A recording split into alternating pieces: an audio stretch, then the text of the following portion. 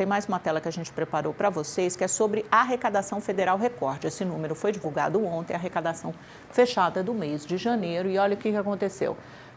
Somou, foi uma arrecadação a mais forte mesmo para o mês de janeiro, desde o início da série histórica. Impostos, contribuições e demais receitas somaram 325, quase 326 bilhões de reais, um aumento de 3,5% na comparação com janeiro de 2025, e uma parte grande disso é explicado por quê? Pelo IOF. Vocês lembram que isso mudou já mais para o segundo trimestre do ano, terceiro trimestre, aí quando essa arrecadação começou mais alta, isso impactou muito nessa receita, nessa arrecadação de janeiro. E depois disso, eu quero começar a introduzir esse assunto do supersalário, sobre o qual a gente vai debater agora com o Bruno Caraza, com uma reunião. Ontem foi chamado o café da manhã pelo presidente do STF, Edson Fachin, com os presidentes das casas legislativas, Hugo Mota, Davi Alcolumbre, o presidente do TCU, Ai, gente, me fugiu o nome dele completamente. Agora, Vital do Rego, olha só, ainda bem que tem o Gustavo aqui para soprar. Eu estava falando ontem com ele sobre essa reunião e me fugiu. Tem vezes que dá esse branco, né? Mas tudo bem, é muita informação na cachola. E depois disso, depois dessa reunião, em que eles debateram o quê? Uma regra de transição para os supersalários, duas coisas. Seria salutar aprovarem uma reforma administrativa que tinha saído completamente do radar. Aquele projeto do Pedro Paulo está pronto para ser votado na Câmara dos Deputados, e uma parte versa sobre os supersalários. E outra coisa que os ministros do STF disseram, até para eles arranjarem ali um ponto de equilíbrio, de conversa entre esses dois poderes, é adotar uma regra de transição, e isso teria que partir do legislativo, né? Lógico que todos vão contribuir para saber o que poderia ser feito nessa regra de transição, mas teria que passar mais ou menos em 60 dias, e o legislativo achando esse tempo curto demais. Pessoal da TV de volta para acompanhar conosco. Vamos só ouvir o que o Hugo Mota disse ontem. Ele fez um quebra-cabeça, quebra-cabeça não, gente, é quebra-queixo, que é essa perguntas e respostas rápidas ali com os jornalistas na entrada do Salão Verde. Vamos ver o que ele disse. Então, quero aqui descartar completamente que não haverá na Câmara dos Deputados nenhuma perspectiva de se legalizar supersalários, sejam eles de onde forem, estejam eles onde eles estiverem. O que nós queremos é, depois desse trabalho, que ainda não tem data, não tem prazo, não tem absolutamente ainda nada, vamos dizer, previamente acertado, e será amplamente discutido, nós deveremos ter outras conversas para ver qual encaminhamento nós daremos a essas decisões do Supremo Tribunal Federal. Mexe com gente importante, poderosa, então precisa de muita conversa mesmo. Olha aqui o estudo do Bruno Caraza, que é o professor associado da Fundação Dom Cabral e é nosso entrevistado já agora. Ele fez um levantamento em 2025 sobre a média geral dos salários no funcionalismo público nos tribunais brasileiros, tá? Então, salários de magistrados, média R$ 81.000, R$ 81.495, sendo que o teto é 46 mil. Então, quase o dobro é o salário médio. Tem gente que ganha muito mais. Se você, por exemplo, abrir a Folha de São Paulo, que tem uma excelente matéria, é a matéria de capa hoje, a matéria da primeira página, que fala que o pessoal aqui do Tribunal de Justiça de São Paulo, os desembargadores, defensor de penduricalhos, TJ de São Paulo, quadruplica verba extra a desembargadores em 2 anos. Isso quer dizer, sabe o quê? Que hoje esse valor extra supera os R$ 93 mil, é um aumento de 304% entre 2023 e 2025. Em 2023, um desembargador recebia em média 23 mil além do salário. A gente não está falando de salário total, não, é além do salário, só nesses penduricários, indenizações, auxílios, etc. Hoje esse valor supera os R$ 93 mil e custa 3,7 bilhões de reais a folha de pagamento dos servidores da Ativa aqui de São Paulo, né? Então, a gente está falando realmente de cifras bilionárias. Professor, vem para cá, Bruno Caraza, vamos bater um papo sobre esse assunto, porque é um assunto, bom, pelo menos muito espinhoso, mas que de alguma forma começa a ganhar um desfecho, surpreendentemente, vindo do próprio Poder Judiciário, né? Que é o poder que é o mais afetado por esses super salários.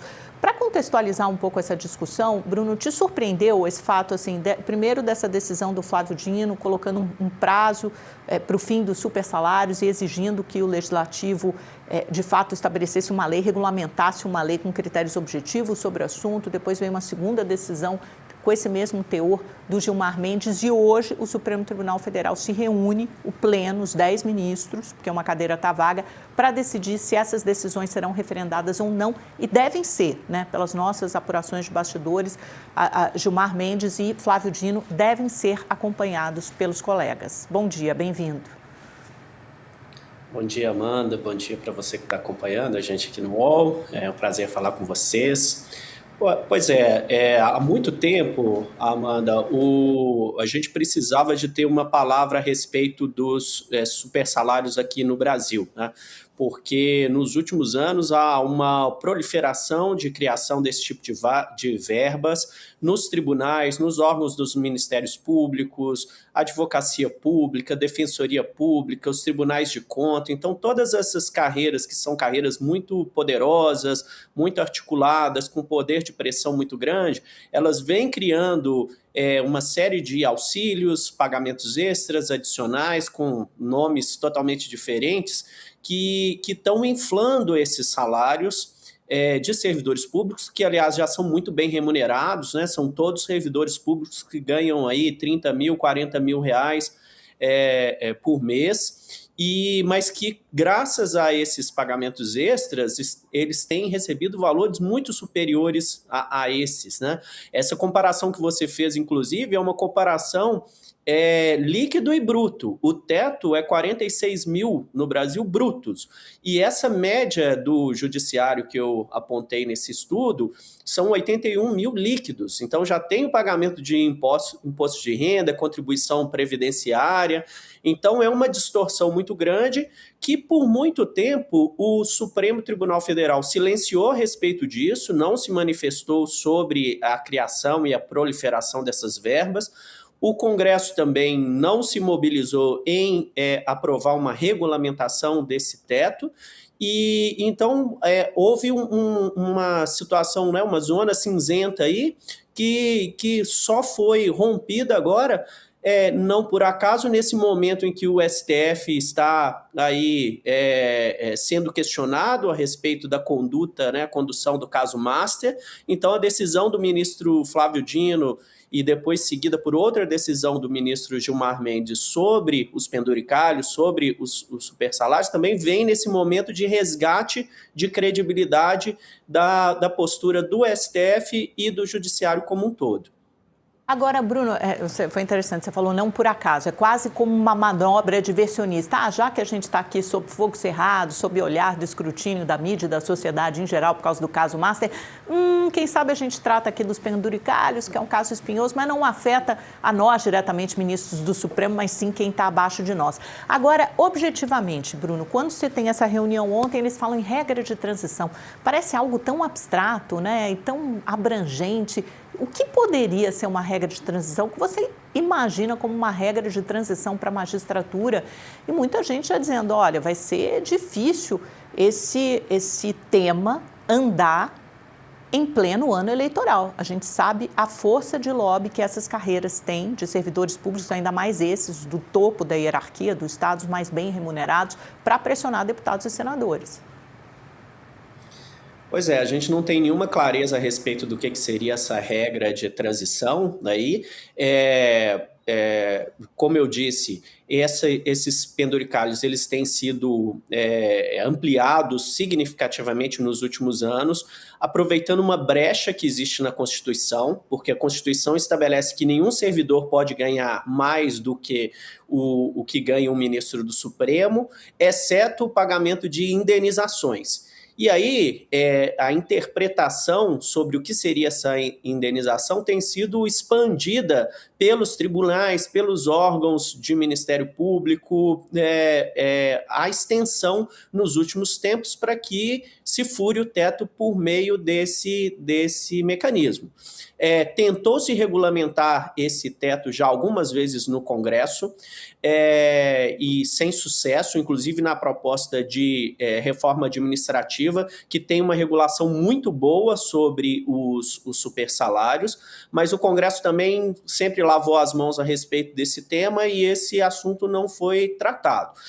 Um medo que se tem hoje a respeito do que seria essa regra de transição, na verdade, são dois medos. Na verdade, o primeiro medo é que essa regra de transição poderia ser uma lei que iria legitimar todos esses pagamentos extras, então iria se aprovar uma lei no Congresso falando que tais e tais e tais penduricalhos, eles são sim indenizações, então eles estão legalizados, o que seria péssimo, porque legalizaria um pagamento que hoje é indevido e é inconstitucional.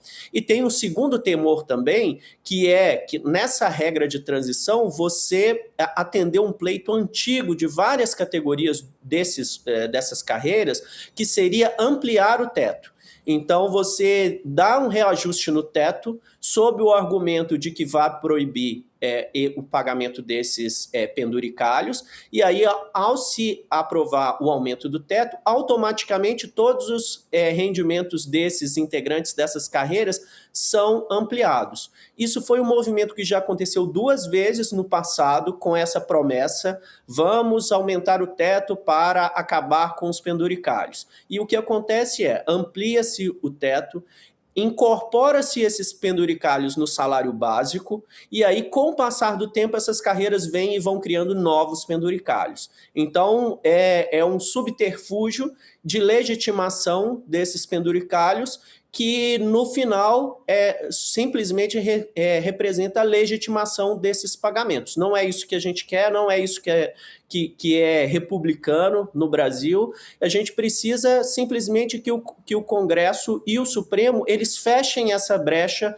do pagamento das indenizações, que por ela que esses salários desses servidores públicos estão sendo turbinados nos últimos tempos no Brasil, com um ônus muito grande para a sociedade, né? O custo desses pagamentos de penduricalhos só para juízes, para os 18 mil juízes, os pagamentos além do teto em 2025 foi o equivalente a quase 10 bilhões de reais. Então, você falou do aumento do IOF, é o equivalente ao aumento do IOF, né, que todos nós pagamos, né, mas que está indo diretamente para uma categoria muito restrita de não mais do que 18 mil juízes brasileiros. Nada como o país patrimonialista da concentração de renda, né, Bruno? Não, nenhum roteirista seria mais criativo do que o roteirista de Brasil. Agora, Bruno, o que está, por exemplo, na reforma administrativa do deputado Pedro Paulo, legislando sobre supersalários? Você comentou que é bom, né, que o texto dele é bom, é salutar. Como é que você poderia efetivamente regulamentar? A gente falou sobre os exemplos que não deveriam ser seguidos, o que a gente não quer que aconteça, o que a gente gostaria que acontecesse, então? Bom, eu acho que o primeiro ponto é você limitar a capacidade que esses órgãos têm de criarem os seus próprios penduricalhos. O que a gente tem hoje é que esses pagamentos extras, eles são criados ou por decisões administrativas dos próprios tribunais, dos próprios órgãos, ou seus conselhos, né, Conselho Nacional de Justiça, Conselho Nacional do Ministério Público. Esses benefícios também são criados por legislação estadual e depois eles são amplificados para o Brasil como um todo. Então, são essas duas as principais brechas pelas quais esses penduricalhos eles proliferam nos últimos tempos. O que o projeto do deputado Pedro Paulo ele avança é que esse tipo de pagamento, primeiro, ele só pode ser criado por lei nacional, aprovada pelo Congresso Nacional. Então, isso reduz bastante o espaço, né, da criatividade da criação desse novo tipo de verba. E o segundo ponto é que ele limita essas indenizações para aquilo que elas realmente são. O que se trata uma indenização? Uma indenização é basicamente a restituição para um servidor para aquilo que ele usou do próprio bolso para exercer o seu trabalho. Então, é o caso, por exemplo, de uma diária para uma viagem a serviço. Então, são casos muito restritos de indenizações que poderiam eventualmente burlar o teto. E aí o projeto coloca uma série de regras que trava aí a criação e a ampliação de pagamentos, como, por exemplo, auxílio alimentação, auxílio saúde, que também são outros caminhos para se criar esses penduricalhos. Então, é um projeto que avança de uma forma bem razoável nessa questão, no sentido de termos uma remuneração adequada, mas que rompa esse mecanismo de ampliação desses pagamentos extras nessas carreiras, que são carreiras bastante poderosas na República Brasileira. Agora, Bruno, uma dúvida. O Supremo Tribunal Federal não poderia já, por exemplo, numa votação de hoje, instituir esse padrão, esse critério objetivo? Olha, como o Gilmar Mendes fez liminarmente, ele diz, só pode ser aprovado por lei nacional. É exatamente o que está no texto do Pedro Paulo. Eles não poderiam, de antemão, já fazer essa provocação, assim, como dar o pontapé inicial? Sem dúvida. O Supremo poderia, por exemplo, simplesmente colocar explícito o que ele entende do critério de indenização, porque se trata de uma matéria constitucional. É a Constituição que estabelece o que é o teto e é a Constituição que estabelece qual é a exceção ao teto. Então, não teria problema nenhum do Supremo hoje estabelecer de forma clara quais são esses tipos de pagamentos. O Supremo também poderia restringir a capacidade que o Conselho Nacional de Justiça e o Conselho Nacional do Ministério Público têm de expandir esse tipo de pagamento extra. Então, o Supremo tem todas as ferramentas necessárias para restituir a autoridade daquilo que está escrito na Constituição, que é muito claro: nenhum servidor público pode ganhar mais do que um ministro do Supremo. A gente chegou num limite, Amanda, hoje, que um juiz aprovado no concurso, foi o caso do Tribunal de Justiça de São Paulo, 117 juízes que tomaram posse em julho do ano passado, eles já estão ganhando mais do que o ministro do Supremo, que não faz nenhum sentido. Então, é plenamente factível que o Supremo estabeleça regras claras sobre o que se pode ou não ultrapassar o teto.